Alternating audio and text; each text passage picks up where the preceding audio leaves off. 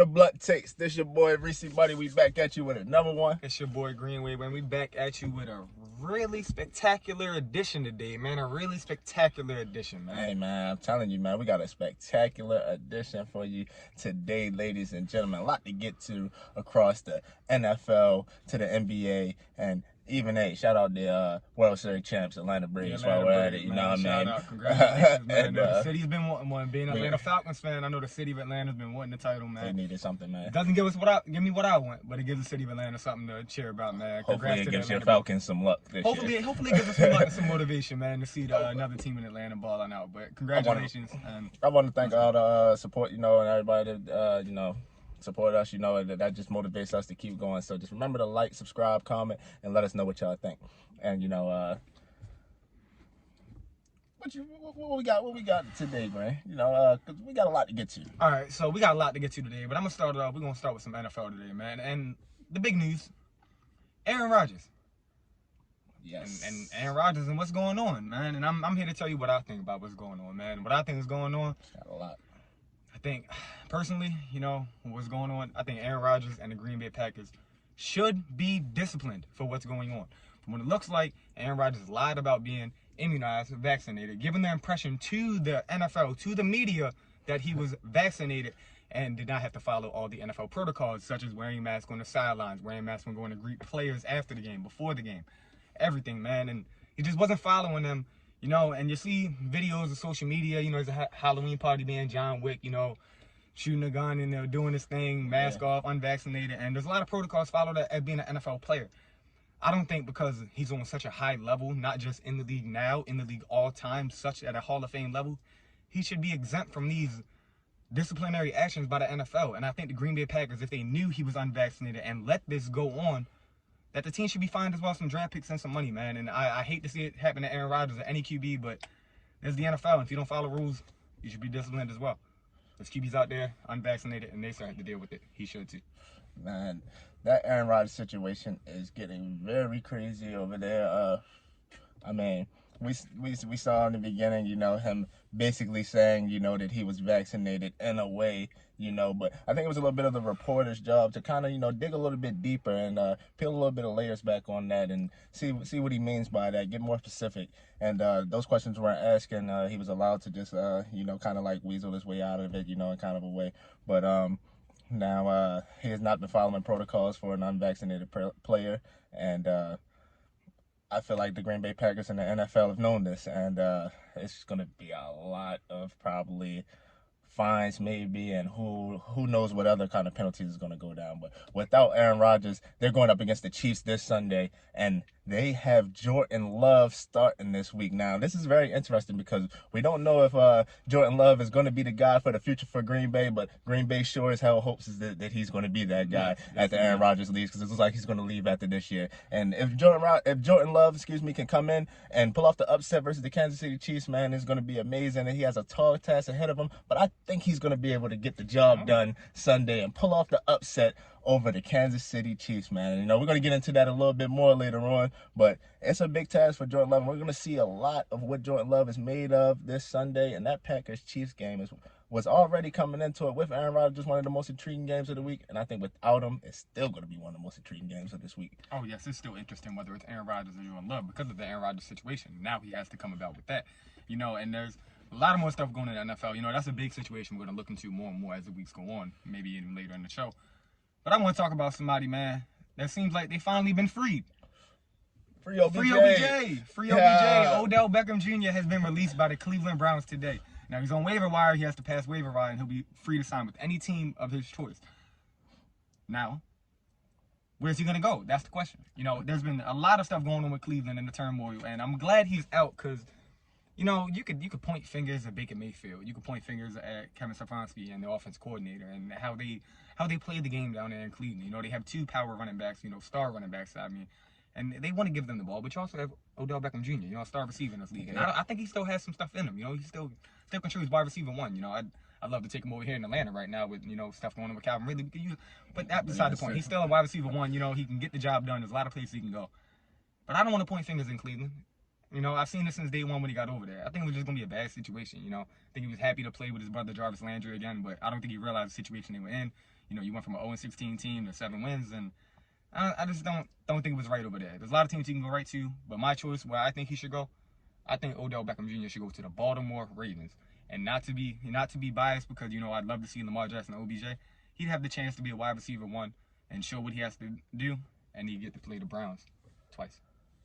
Oh man, that's a great idea, man, and that you have there. But I'm just happy that OBJ is finally free from the Cleveland Browns, and I just think that him and Baker just wasn't a good pairing together from the jump. You know, Baker just wasn't able to really get him the ball, and to be blunt about it, I was never really big on Baker Mayfield, nor am I now on him as a quarterback at an elite level in the NFL. I don't think he's that. I don't think he will ever be that. He was the number one pick, and he might be a bust, you know. And you got OBJ with you, man, and you can't get him the ball. Like, what are you thinking about? I You know, like, don't know. I don't know what's going on over there, man. 2 targets, 3 targets, and like, get the man the ball. Like, that's Odell Beckham Jr. I don't know what they're thinking, man, and I'm just glad that he's free. I would like to see him go to definitely a championship contender because he's a championship level player, and I think he deserves it. And there's a lot of good teams that he can go to. You mentioned the Baltimore Ravens. You know, I would like to see him. You know, hey, who knows? Maybe if you plug him in Las Vegas Raiders situation, you know, that'd be a good fit too. That could be a good fit for him. There's tons of teams that could use a speed receiver. I like him, especially maybe in New England. You know, this could be a nice pickup. You know, a nice type of Belichick pickup. You know, they can change the outlook on that Patriots team and make them more explosive. And I think that's what they're looking for: more speed and more downfield threat. And go ahead, go to New England, OBJ, man, and compete for a championship, man.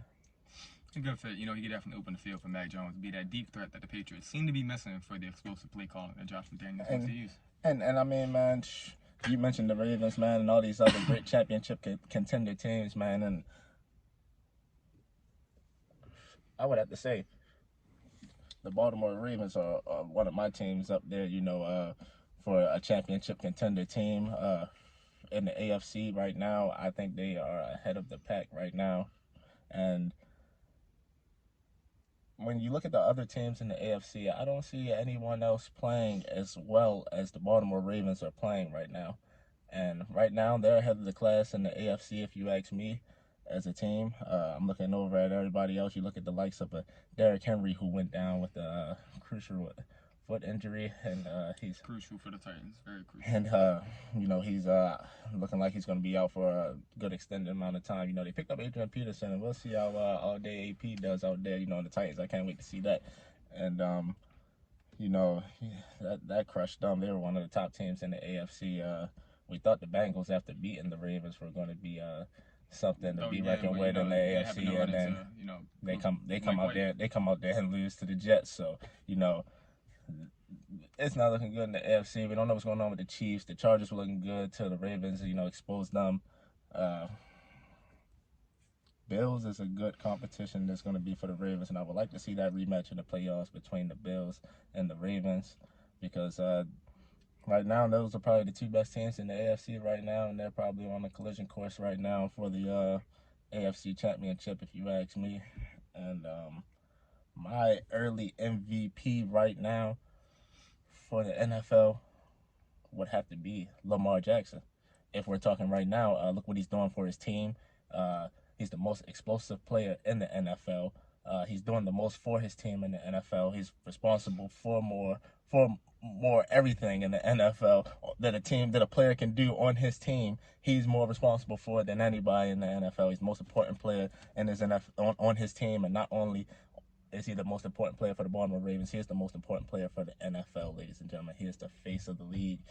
My early MVP right now has the Ravens looking very good right now, about midway through the season right now. Best team in the AFC. With all the injuries that he had to deal with on his team, he's carrying them, and he's doing a great job of it. We'll see if he can continue it, and if he continues at this rate, he will be the MVP of this season in the NFL. No, that's very good points for the Baltimore Ravens. You know, they definitely are a top team in the AFC. You know, the AFC is like, it's you got teams is rising to the top, and then you got stuff happening and they're falling right back down. And it seems to be the only team that has kept consistent after their woes. Week 1, crazy overtime loss. I had another loss to the Bengals. You couldn't picture that coming. Best cornerback on the field. You know what I'm saying? Defensive back, not just on the Ravens, on the field at that point. Is you could argue Humphrey or Jesse Bates for regardless giving up 250 yards and 2 touchdowns. That's not gonna happen every week. Yeah. So it might have been just been a bad game for the Ravens defense. If your best player on defense is having a bad game, it's more than likely the rest of your defense is gonna have a bad game. Leader of the defense. But I do think the Baltimore Ravens are the top team in the AFC due to the fact that besides them losses, Ravens have been consistent. They've been plugging players in at running back. Losing your whole running back group and plugging them in with them, and you're still balling, still finding ways to be the best rushing team in the league. You have Lamar Jackson, is one of the best runners in football in the league. Besides my early MVP candidate, which was Derrick Henry. Unfortunately with the injury, he's not going to be my final vote. He's not going to be able to finish the season. So you agree too that Lamar Jackson is the MVP right now so far this year? Yes. And the Ravens are the best team in the AFC? Yes. So who do you have in the NFC? For the NFC, I would have to say, and it'd be a hard choice right here, but I have to say based off one game they played, because they played the other top team in the NFC to me, would be the Los Angeles Rams. I think they're the best team in the NFC. They just picked up Von Miller as well. The way that Matthew Stafford has went to that team and elevated the offense to a place that Sean McVay was at with Jared Goff when they played the Patriots in the Super Bowl that year. It seems like there's plays that when you watch the Rams, it breaks down, and the game plan and the read they tried to make doesn't work. You see Matthew Stafford go and make these plays that Jared Goff once couldn't, and it opens up this offense so much. And you see what Cooper Kupp's doing, how he's being so effective this year off of it. And they went head-to-head with the Bucs, which I think is the second best team in the NFC, led by Tom Brady and all those weapons and pieces on defense and Bruce Arians. So that's Super Bowl chance right there, and they destroyed the Bucs. They took it to the Bucs, and it wasn't even a game. And it was a surprising game to me, but that game, was a couple weeks ago, and it still holds a lot of effect to me in the NFC right now. And until somebody can take off the Rams, I know the Cardinals did, and I know the Cardinals didn't beat up on the Rams pretty bad, but I think that's a divisional game, and the Rams have a chance to go back and get retribution for that game, which I think they will. And I'd have to give it to the Rams for the best team in the NFC. And with me having, Lamar Jackson and Derrick Henry as my MVPs, and that's the AFC talk. If I had to be honest and give you my NFC MVP, although I have the Rams as number 1, the NFC MVP to me, and this team I was very wrong about. I didn't even have them winning the division, and I was very wrong about it. I have to give my apologies to this team. The Dallas Cowboys and Dak Prescott is the NFC MVP right now. When he's on the field for the Dallas Cowboys, they're a different team. When he's off the field, they're a defensive running team, but when he's on the field, they're so explosive, and every weapon that's on the field gets used well, and they're really a hard team to stop.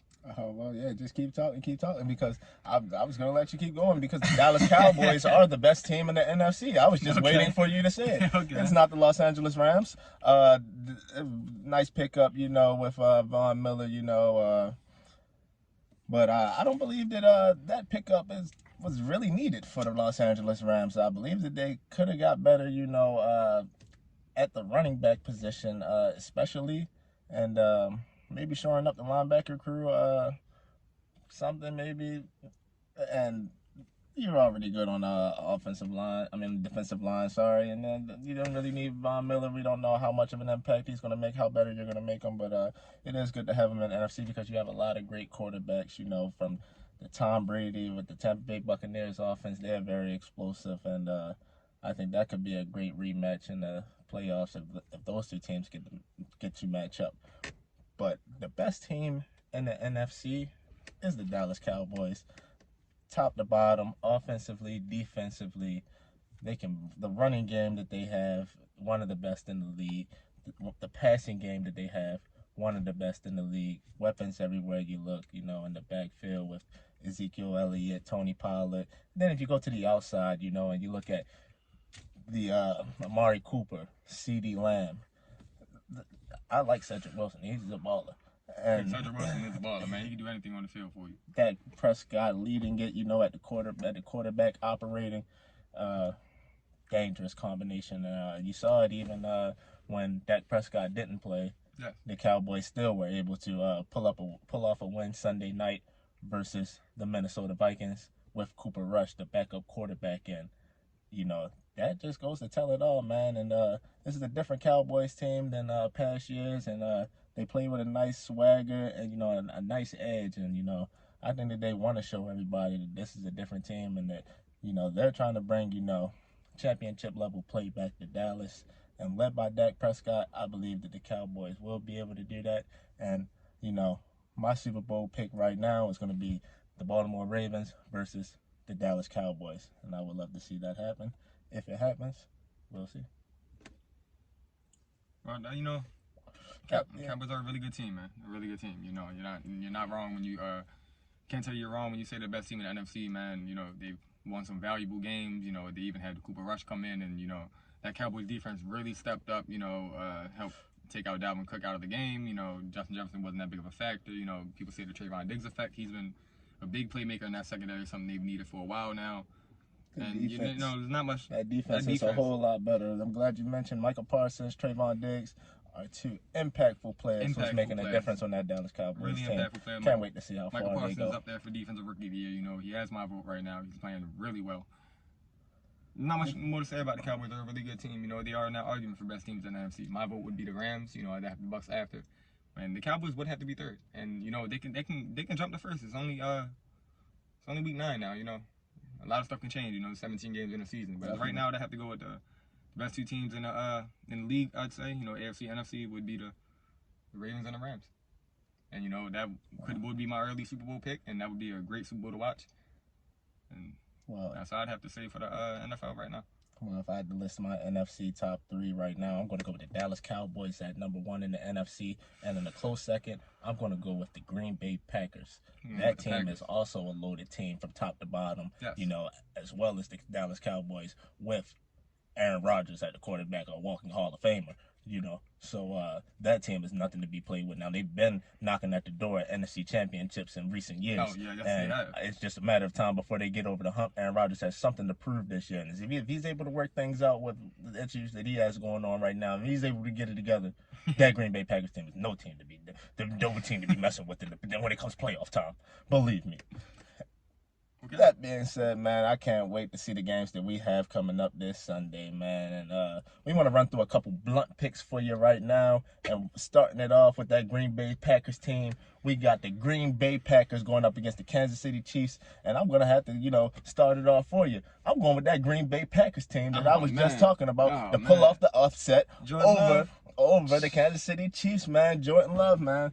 Jordan Love is going to go in there, man, and show everybody, why the Green Bay Packers moved up to pick him, and why he's supposed to be the heir apparent to Aaron Rodgers, and the next great quarterback for the Green Bay Packers, His mobility is going to be a key factor in this game, and I believe he's going to be able to pick apart that Kansas City Chiefs defense, who I think isn't good as nothing. So, one of the worst defenses in the league, this is a good chance for him to go out there and a lot to prove, a lot of people sleeping on him, I believe this is the time for him to shine and to show what he's made of, man. And this is his moment, man. And he's been prepared for it. He's been sitting on the sideline. We've been seeing these other young quarterbacks come straight in and been able to, win some games here. And I think Jordan Love, after being able to sit and being prepared, is going to be able to get it done in Kansas City this Sunday. There's another quarterback in this game, that's sat a year and prepared for the moment to come in and shine. And, that quarterback is Patrick Mahomes, still the best quarterback in the league right now. And he, has had a rough start to the season, people would say. But I think the Kansas City Chiefs, as a general, has had a rough start to the season. The receivers has had a lot of drops that led to interceptions. All his pick sixes have been drops. Some of off Tyreek Hill hands, all pro, wide receiver 1, you know what I mean? Best receiver in the league to you, got a couple drops, making Mahomes look bad. That stat goes to Mahomes. But we're not here to talk about that. We're here to talk about the Chiefs versus the Packers, 4 o'clock game. And I got the Chiefs. I mean, you can tell by my tone, obviously Mahomes best in the league. He's going to go up against Jordan Love, and, we expect Aaron Rodgers. He got a lot of things going on, but I'm going to keep it short and simple. The Kansas City Chiefs are done with this rough play. The Kansas City Chiefs are going to find a way to get back to the top of the AFC. Maybe not 1 seed, but they're going to be back in the top AFC before you know it. They're 4-4 right now. I see Kansas City going on maybe like a 6-7 game win streak. Next thing you know, they're gonna be 10-4, 11-4, end the season off. Great record.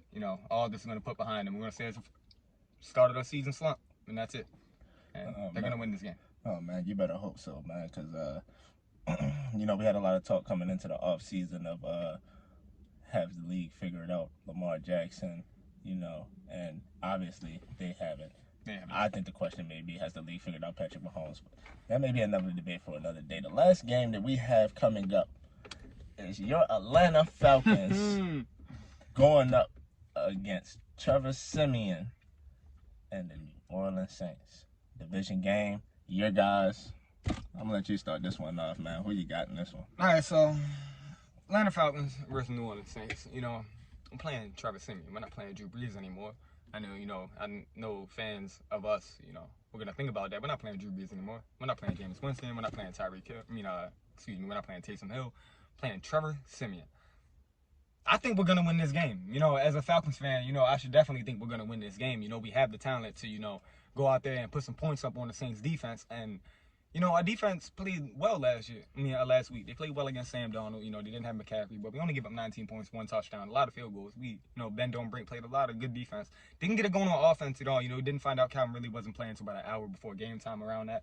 Whatever's going on with Calvin really, I hope he works it out. Mental health is not a joke in this league. It's not a joke anywhere. I hope he figures it out. Comes back to football and gets back to the high elite level that he was on.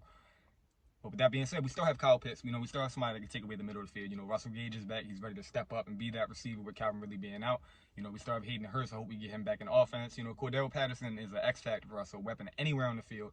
I think we're going to use all of our offense. We didn't have time to figure out what we're going to do without our wide receiver one. This week going in, knowing he's not going to be there, I think we're going to have something to say on offense. And I think our defense is well enough to at least slow down the Saints because they don't have Jameis Winston. They have Trevor Siemian, which I don't think is a quarterback that can do well in this league starting. So hopefully we can show that and we get this dub, and I believe we will. Well, hopefully for your guys' sake that you guys can get the dub in this one. But unfortunately, I don't think you guys will be successful. I can see this one being another Atlanta Falcons tragic loss for you, my brother. And let me tell you why. That Saints defense is no joke. That Saints defense is for real. And you look at it at all levels, with Cam Jordan, Demario Davis, and in the secondary with Marshawn Lattimore and Malcolm Jenkins.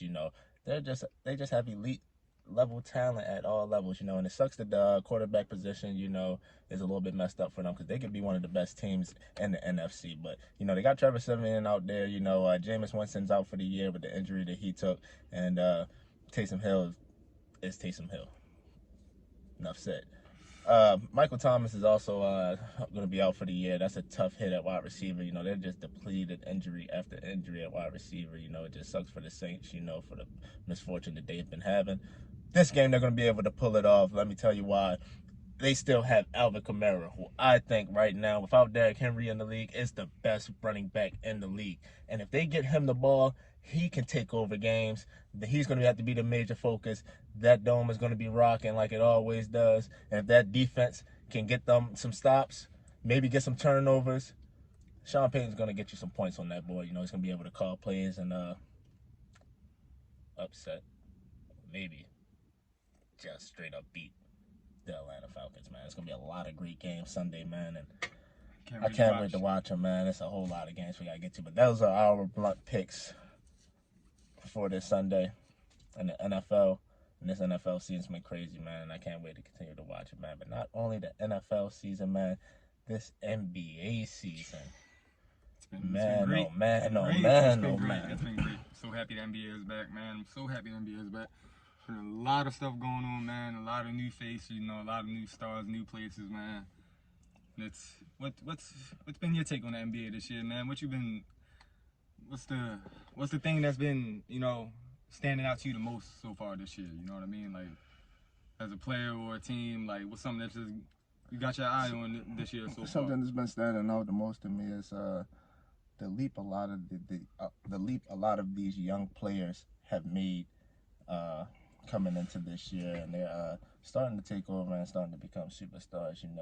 The likes of John Morant, and LaMelo Ball. John Morant, LaMelo, You know, man. Two young superstars, you know, you got great point you guards. got right young there. superstars over here looking ready to take off and come into their own in this league, and you still have your top players like your LeBron James, Steph Curry, Kevin Durant, who's still at the top. But who I think who is the best player in the NBA right now, I'm gonna have to go with the Greek Freak. Right now, Giannis Antetokounmpo is the best player in the NBA right now. Followed behind a close second is LeBron James. I'm glad to see how this year plays out, but right now, going in right now, as we speak right now, I gotta go with Giannis Antetokounmpo. The performance that he had last year in the playoffs and the momentum that he carried that into this season, he's still balling, still doing the same thing. He can't be stopped. He's a monster. I don't know who's gonna stop him. What wall you're gonna build to stop him? You're gonna need a lot of walls to be built to stop him, and it's not that many construction companies in the world. So he's a problem, man. One-man wrecking crew. LeBron James in his 19th season is still showing you that he's capable of getting it done. That athleticism is still there for him. Shots getting a lot better. That Lakers team is a very interesting team. I would like to see how they play out in that Western Conference, which I think is loaded along with the East, man. This is going to be a very tight race throughout this whole season in the NBA, and I can't wait to watch it, man. It's been pretty good, man. It's been pretty good, man. So Who, who do you think is the best player right now, man, so in the league so far as we speak right now? Okay. So you got Greek. You know, he did have a amazing, top performance in the finals and playoffs, man. Greek is a monster. One of a kind. One of a kind, and I think there's two players ahead of him though that are surely one of a kind. I mean, I'm pretty sure anybody would agree, but I think the best player in the league is Kevin Durant. You know who I am. It's Kevin Durant. He's the greatest scorer of all time to me. There's nothing he can't do on the basketball court, and how calm and efficient he scores, and the skills he has, man, as being a damn near 7-footer, point guard handles, and a shot like no other, man. Some say would only like Steph Curry, man. It's Kevin Durant, man. He's the best player in the league. I've said that since last year, man. That performance he had, putting the nets on his back with everybody around him hurt, you know what I'm saying, and playing bad. I know Harden had a terrible injury. He was still playing through, fighting through. It's hard for him to get right, but he's right this year, and that team is going to make some real noise, and I cannot wait. If we get it, I cannot wait to see that Nets and Bucks rematch in the playoffs. That's going to be another one for the ages. But number 2 is the king, LeBron James. I think he's number 2 now. I think KD has surpassed him. With everything that's going on with LeBron, he's not playing as many games. The Lakers don't look the same right now. LeBron is gonna have to turn it up there if he wants to take the throne back right now to me. But I definitely have KD 1, LeBron 2, and I got your man Greek is gonna be 3rd, man. He's third best player in the league. I think them 3 separate themselves. You still got your Steph Currys and your James Hardens and your Kawhi Leonards and stuff, but I think them 3 really are the top 3 in the league. The top 3 dogs. And Can't forget about Steph Curry. I think he's close 4th. Steph Curry is a close 4th. He is a close 4th. He is a walking Hall of Fame. Best shooter of all time. He's still balling too. I mean, they're doing some things with that Warriors team, and they get Klay Thompson back. They can be a scary team in that West who can come out of the West. I don't sleep on that Clippers team. We're talking about coming back from injuries. They get Kawhi Leonard back. They can be a team that slept on in the Western Conference. That Western Conference is going to get very deep late in the season, and the Eastern Conference is very more competitive and more deep than it's been in the past couple of years. So I believe we're going to have a great run down the stretch. Around like after All-Star break.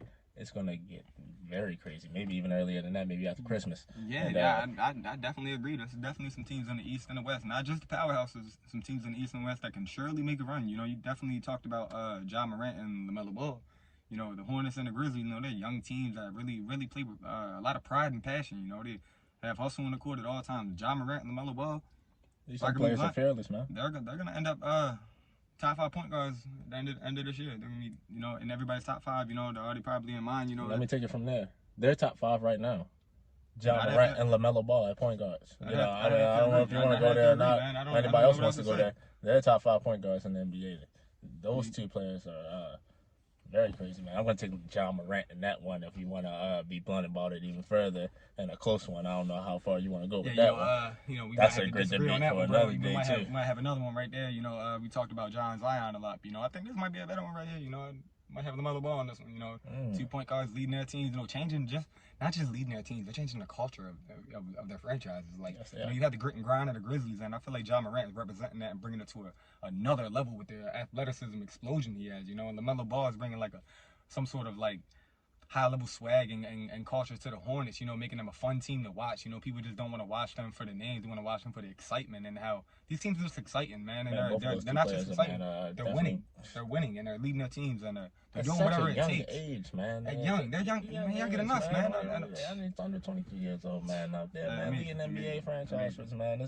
It's great to see the young talent in the NBA, man. The future of the NBA is in good hands, is what I could take away from this NBA season. Everybody so far, wonder man. what's gonna happen, when LeBron and KD's, Steph Curry's and everything are gonna go away. Everybody has their time, and man, I think the league is in great hands, and I'm happy to see the hands that it's in, and can't wait to watch these players play the rest of the season. It's been amazing so far, man.